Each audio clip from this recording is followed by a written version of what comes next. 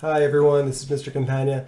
We're looking at lab number 7. This is locating an epicenter, and let's just jump right in. So it says here for introduction, the epicenter is the point on the Earth's surface directly above an earthquake. Seismic stations detect earthquakes by the tracings made on seismographs. Seismometers, same thing. They make things called seismograms, and the seismogram is what you see here. Remember, the seismograph or the seismometer is the actual device. Tracings made at 3 separate seismic stations are needed to locate an earthquake epicenter. Really, you could have more than that. In fact, it's almost like the more the better. But for our purposes, 3 is enough. So our objective today, to identify the location of an earthquake epicenter using a travel time graph and 3 seismograph tracings. You can find that on your Earth Science reference table, page 11. Now the materials that you're going to need a ruler, a map, a P and S wave, travel time curve chart. Again, page 11. Procedure number 1, study the 3 seismograph tracings below. Notice the time scale below each tracing. Each mark on the time scale represents 1 minute. So if you can see here, we have 00 hours. I guess you can think of that as like midnight, and 15 minutes. That would be that mark right there. So Balboa Heights, it's located in Panama. We've got a P wave, which is the first wave that we're going to get from the earthquake. And then we've got our S wave, our secondary wave, primary and secondary. You'll also notice that the primary wave is shorter, and it's got a bunch of little squiggles. Not a lot of damage happens from P waves. Most of the damage comes from the impact of the S wave. So what I'm going to do is I'll go through Balboa Heights with you. You're going to be responsible to do Colorado, Mexico City, and basically to finish the remainder of the lab. But hopefully this will be of some benefit. So if we take a look here, if that's 00 hours and 15 minutes, that would be 00 hours and 16 minutes. That would be 17, 18, 19, 20, and so on. And that brings us up to 25. Now let's try and figure out what exactly is the P wave time. It looks like this P wave is right on the 19. So I'm going to go ahead and assume that the time would be 00 hours, 19 minute, 00 second. All right? So what I can actually do now is copy that down to my P wave arrival time for Balboa Heights. So that was 001900. Now remember, the format is always going to be hour, minute, second. That's always the format. You have to be consistent with it. It's way too easy to accidentally think of like a minute as an hour, because it's just easy to make that mistake. Let's try and figure out the S wave here. So the S wave in this case, it's greater than 23, but it's not quite to 24. You can see that we're increasing as we move to the right. So in this case, I'm going to call it 00 hours. Minutes going to be 23. And if we break this up into the 60 seconds that actually makes up a minute, we would assume that the middle part right here would be 30. This would be about 45. And this would be about 15. So you can kind of start to estimate where things are. Looking at this, we're just to the right of the 45. I'm going to call that 47. I mean, heck, I could call it 50, but let's be difficult. Let's call it 47. So in this case, down here at the bottom, we're going to fill that in for our S wave, and that would be 002347. Difference between the P wave and the S wave. I'm going to scrap paper line around. Let's see. I'm going to use the back of the lab for that. So the difference between the two will always be S wave take away P.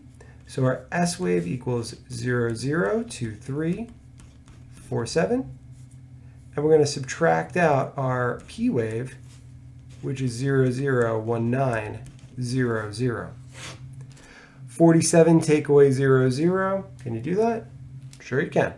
47 take away 0 is still 47. 23 take away 19. In that case, that would be 04. And 0 take away 0 is 00, leaving us with 000447. Next, we need to figure out the distance to our epicenter. In order to do that, we really do need that time difference. Time difference we just said was 4 minutes and 47 seconds. So I'm going to use this as some scrap paper here. So I'm going to line this up along the vertical axis. Zoom in a bit. And what I want to do is mark off my 0. And I want to mark off my 447. Well, that's 4. And I know each little minor line that's on here is 20 seconds. So that would be 0, that would be 20, 40, 60, aka 1 minute. 120, 140, 160, aka 2 minutes. Right? So we're looking for 447. So I'm going to line that up. I'm going to call that 4, 420, 440, 447 will be just above that. 447.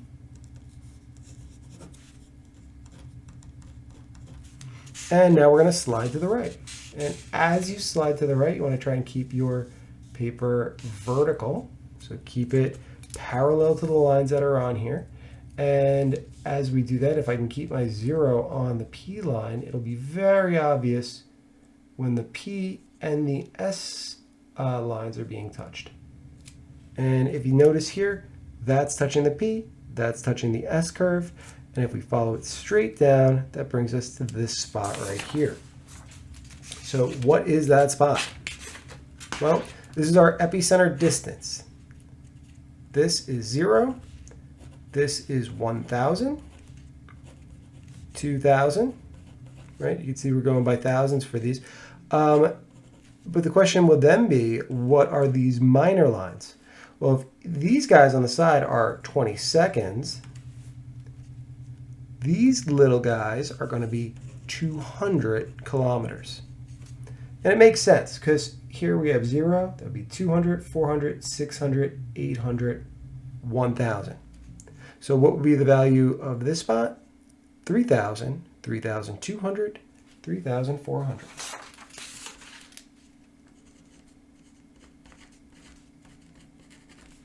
Make sure you're including your units. All right, so you're going to have to do Boulder. You're going to have to do Mexico City. Page 2 of the lab starts with, start with the first tracing labeled Balboa Heights. The P. Oh, this just basically goes through, what exactly that is. And it says here that the distance for a time difference of 4 minutes and 50 seconds is about 3,200. Notice I'm off a little bit with that one, but once again, that's what our reference table tells us. So I'm going to stick with that one. I guess I could see if you did, maybe take it a little short. 3,200. Yeah, maybe. You are allowed to be off by 200 kilometers with your answer, and you would still get credit. So that's basically what this is. Analysis and conclusions. Once you have all that done, before we forget, we actually have to draw our circles. So our first one was Balboa Heights. We got 3,400, so I'm going to stick with that. We're going to find Balboa Heights on here. Now, they did abbreviations. That's Boulder, Colorado, Mexico City, and Balboa Heights. So let's do Balboa Heights. We're looking for a distance of 3,400. I see the 3,000 here. Now, you might assume that each one of these is 200, but it's not. If we count them out, 3,001, 2, 3, 4, 5, 6, 7, 8, 9, 4,000, right? So we're actually going by 100 kilometers on this scale. It's not always going to be the case. How do you use the drawing compass? Real simple. You just got to take that view hole and you want to line it up so that you have your 0 there. Hold a finger down on it. And then you're going to slide so that one of these holes is over your 3,200 kilometer spot. Now, it really doesn't matter which one you use. You just got to be consistent with it. So in this case, I'm going to go with the hole that's closest to my finger, right? So if I line that up just like that, I should be good. Now if I pick it up and I move it so that I have Balboa Heights in my view hole right there, I know I need to use my close hole. We're not going to be using the one that's far away. Put your pen or your pencil in there, preferably a pencil, and you're going to draw your first circle. It's okay if you go off the page a bit. Now, ultimately, you're going to have 3 circles. You're going to have one for Boulder, Colorado, one for Mexico City, and when you're done, all 3 circles should intersect in one spot if you did it properly. And yeah, then you just got a couple questions to answer at the end, 9 to be precise, and that's basically it. Here we have a couple more things about the P-wave travel times. If you forgot how to do P-wave travel time, I'll just go over that real quick. The question's asking about 4,000 kilometers. I'm going to give you a different question here. I'm going to say, how long is the P-wave travel time if you're going 6,000 kilometers? So in this case, we're going to start off at the 6. We're going to go all the way up until we hit the P. And then we're going to translate across. And it looks like about 9 minutes, 30 seconds. All right, but again, that's not what the question's asking. So I hope this was helpful. Pretty simple, pretty straightforward.